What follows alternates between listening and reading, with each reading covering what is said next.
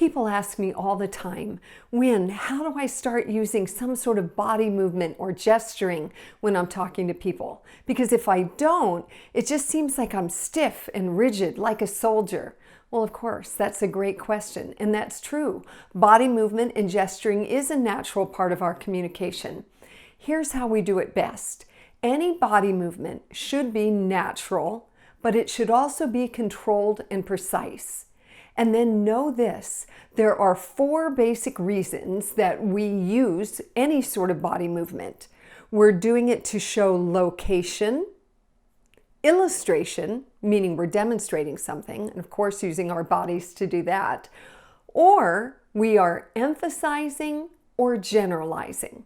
Now, if you're just trying to get better at incorporating any gestures, I recommend starting with emphasizing.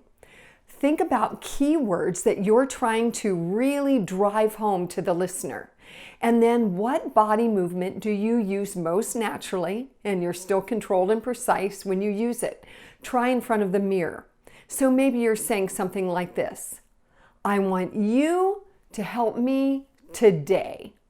Now you saw me use 2 simple body movements to emphasize keywords there. That's a great way to begin. It's sort of like underlining when you write something down. Now you're using your body with these simple strokes to underscore your meaning. So begin with the emphasis, use natural, controlled, precise movement to really hammer home and emphasize those key ideas. There you are. Those are my 2 cents in these 2 minutes.